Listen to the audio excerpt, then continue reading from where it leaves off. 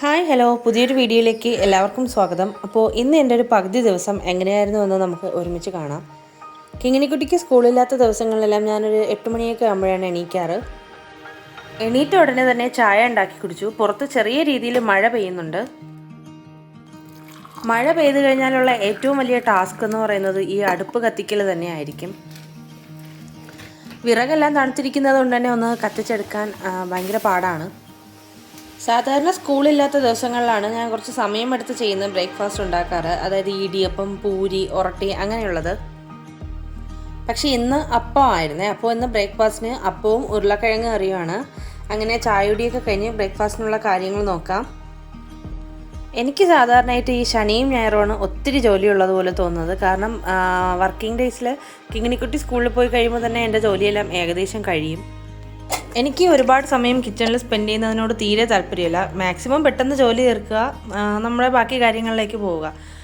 ഒരുപാട് സമയം കിച്ചണിൽ ഇങ്ങനെ സ്പെൻഡ് ചെയ്ത് കഴിഞ്ഞാൽ എനിക്ക് എൻ്റെ അന്നത്തെ ദിവസം തന്നെ സ്പോയിലായി പോയതുപോലെ തോന്നാറുണ്ട്. ഈ ഒരു കാര്യം എനിക്ക് എൻ്റെ അമ്മയുടെ അടുത്തുനിന്ന് കിട്ടിയതാണ്. അമ്മ ഞങ്ങൾക്ക് സ്കൂളുള്ള ദിവസങ്ങളിലും സ്കൂളില്ലാത്ത ദിവസങ്ങളിലും 9 മണിയാകും മുന്നേ കിച്ചണിലെയും വീട്ടിലെയും സകല പരിപാടികളും തീർക്കും. അപ്പോൾ ഞാനത് കണ്ട് വളർന്നതുകൊണ്ട് ഞാനും അങ്ങനെയാണ്. ഞാനെന്നാൽ കിങ്ങിണിക്കുട്ടിക്ക് സ്കൂളില്ലാത്ത ദിവസങ്ങളിൽ 8 മണിക്ക് ഉറക്കം എണീക്കുന്നുള്ളതുകൊണ്ട് കുറച്ച് ലേറ്റാകും അടുക്കളയിലെ ജോലികൾ തീരാൻ. ബാക്കി വർക്കിംഗ് ഡേയ്സിൽ പെട്ടെന്ന് തീർക്കും. അപ്പോൾ നമ്മുടെ ബ്രേക്ക്ഫാസ്റ്റ് റെഡി ആയിട്ടുണ്ട്. നമുക്ക് അപ്പവും കറിയും കഴിക്കാം. അപ്പോൾ നമുക്കിനി ഊണിൻ്റെ പരിപാടികളിലേക്ക് കിടക്കാം. ഇത് ചായാമൺസ എന്ന് പറയുന്ന ഒരു ചെടിയുടെ ഇലയാണ്. ഇത് ഭയങ്കര ഹെൽത്ത് ബെനിഫിറ്റ്സ് ഉണ്ട്. ഷുഗർ കൺട്രോൾ ചെയ്യാനൊക്കെ പറ്റിയൊരു ചെടിയാണ്. നമ്മുടെ സാധാ ചീരത്തോരൻ്റെ ആ ഒരു ടേസ്റ്റ് തന്നെയാണ് ഈ ഇലക്കറിക്കും ഉള്ളത്. ഇന്ന് രാവിലെ എണീറ്റപ്പോൾ മുതൽ എനിക്ക് ഭയങ്കര മടിയായിരുന്നു. എന്തെങ്കിലും തട്ടിക്കൂട്ടി ചെയ്യാമെന്ന് വിചാരിച്ചിരുന്നപ്പോൾ ചേട്ടൻ്റെ ബീഫും വാങ്ങിക്കൊണ്ടുവന്ന് നല്ല പണി തന്നിട്ടുണ്ട്. ആദ്യമൊക്കെ ഈ ബീഫ് കഴിവുമ്പോൾ ഞാൻ നന്നായിട്ട് വൊമിറ്റ് ചെയ്യുമായിരുന്നു. പിന്നെ ഇപ്പോൾ അതൊക്കെ ഒരു ശീലമായി. കുഞ്ഞിലെ മുതലേ ബീഫ് ഞാൻ നന്നായിട്ട് കഴിക്കും. പക്ഷേ കഴുകാൻ കുറച്ച് ബുദ്ധിമുട്ടായിരുന്നു. കഴുകുമ്പോൾ ഉള്ളൊരു സ്മെല്ല് എനിക്ക് പറ്റില്ലായിരുന്നു. 3-4 വെള്ളം കഴുകിയ ശേഷം കുറച്ച് വിനാഗിരി വെള്ളത്തിൽ ബീഫ് ഇട്ട് വയ്ക്കാം. അപ്പോൾ ആ ഒരു സ്മെല്ല് നന്നായിട്ട് മാറിക്കിട്ടും. ഇനി നമുക്ക് ആ സമയം കൊണ്ട് സവാളയും വെളുത്തുള്ളിയും മറ്റും നന്നാക്കിയെടുക്കാം. സവാളയ്ക്ക് പകരം കൊച്ചുള്ളിയാണ് ബീഫിൽ ടേസ്റ്റ് കൂടുതലും. ഞാനും സാധാരണ കൊച്ചുള്ളി തന്നെയാണ് ഉപയോഗിക്കാറ്. പക്ഷേ ഇന്നത്തെ മടി കാരണം ഞാനിന്ന് സവാളയാണ് എടുത്തത്. ഇന്ന് സത്യം പറഞ്ഞാൽ ഞാനൊരു ഉടായ്പ ബീഫ് കറിയാണ് വയ്ക്കുന്നത്. സാധാരണ ബീഫ് മാത്രം കുക്കറിൽ വെച്ചിട്ട് സവാള സെപ്പറേറ്റ് അടുപ്പിലൊക്കെ വെച്ച് നന്നായിട്ട് വഴറ്റി അതിലേക്ക് ബീഫ് ചേർക്കുകയാണ് ചെയ്യുന്നത്. പക്ഷേ ഇന്ന് മുഴുവൻ ഒരു എളുപ്പപ്പണിയാണ് ഞാൻ നോക്കിയത്. പുറത്തിപ്പോഴും അത്യാവശ്യം നല്ല മഴ പെയ്യുന്നുണ്ട്.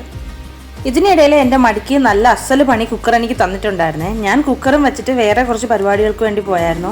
4-5 വിസിൽ കേട്ട ശേഷം വന്ന് നോക്കി ഞാൻ അവിടെ നിന്ന് ഇറങ്ങി ഓടിയാലോ എന്ന് വരെ ചിന്തിച്ചു. കാരണം കുക്കറിൽ നിന്ന് ബീഫിൻ്റെ വെള്ളം തെറിച്ച് കിച്ചൺ മുഴുവൻ ആകെ ഒരു പരുവായിട്ടുണ്ടായിരുന്നു. പക്ഷേ ആ ഷോക്കിൽ എനിക്ക് വീഡിയോ ഒന്നും എടുക്കാൻ പറ്റിയില്ല. പിന്നെ ബീഫ് ഞാൻ ഇതുപോലെ നല്ല ഡ്രൈ ആക്കി എടുത്തിട്ടുണ്ടായിരുന്നു. അപ്പോൾ ഞങ്ങൾക്ക് ഇങ്ങനെ കഴിക്കുന്നതാണ് ഇഷ്ടം. പിന്നെ അതിൻ്റെ ഇടയിൽ കൂടി ഞാനൊരു തട്ടിക്കൂട്ട് രസം കൂടി ഉണ്ടാക്കി. ഇത് ഭയങ്കര ഈസിയാണ് ഈ രസത്തിൻ്റെ റെസിപ്പി എന്ന് പറയുന്നത്. കറക്റ്റ് നമുക്ക് 5 മിനിറ്റ് കൊണ്ട് രസം റെഡിയായി കിട്ടും. പിന്നെ അതിൻ്റെ ഗ്യാപ്പിൽ കൂടി ഞാൻ ചെറിയ രീതിയിലൊന്നും അവിടെയെല്ലാം തുടച്ചെടുത്തായിരുന്നു.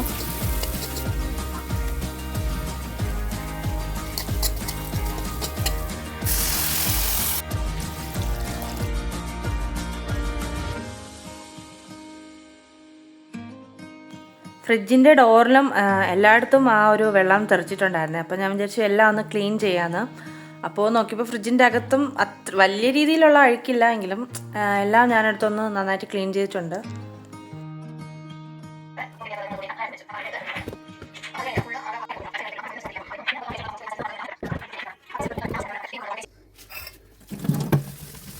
ബീഫിൻ്റെ കൊഴുപ്പും കൂടി കലർന്ന വെള്ളമാണല്ലോ തെറിച്ചത്. അപ്പോൾ നമ്മൾ വെറുതെ ഇങ്ങനെ തുടച്ചെടുത്താൽ അത് പോകത്തില്ല.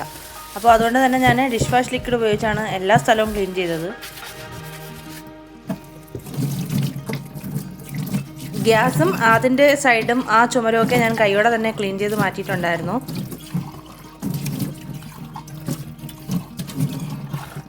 ഇനി ഈ ഒരു സ്റ്റാൻഡ് ഞാൻ 500 സംതിങ് രൂപയ്ക്ക് ആമസോണിൽ നിന്ന് വാങ്ങിയതാണ്. നല്ലൊരു സ്റ്റോറേജ് സ്റ്റാൻഡാണ്. താഴെ 4 വീലുണ്ട്. സോ നമുക്ക് ഇതിങ്ങനെ വലിച്ചു നീക്കാനൊക്കെ ഈസിയാണ്. പിന്നെ അത്യാവശ്യം വെയിറ്റും ഇത് താങ്ങാൻ പറ്റും. ഇത് വാങ്ങിയിട്ട് ഇപ്പോൾ ഏകദേശം 6 മാസമായി. ഇതുവരെ വേറെ കുഴപ്പമൊന്നുമില്ല. പിന്നെ ഇത് ഞാൻ ഫ്ലിപ്കാർട്ട് വഴി വാങ്ങിയ ഒരു ഹാങ്ങിങ് സംഭവമാണ്. ഇത് ഇരുമ്പിൻ്റെ ആണെന്ന് തോന്നുന്നു. അത്യാവശ്യം നല്ല വെയിറ്റും ഉണ്ട്. പിന്നെ ചെറിയ ഒരുപാട് സാധനങ്ങൾ അതിനകത്ത് നമുക്ക് സൂക്ഷിക്കാം. എനിക്ക് നല്ല യൂസ്ഫുള്ളാണ്.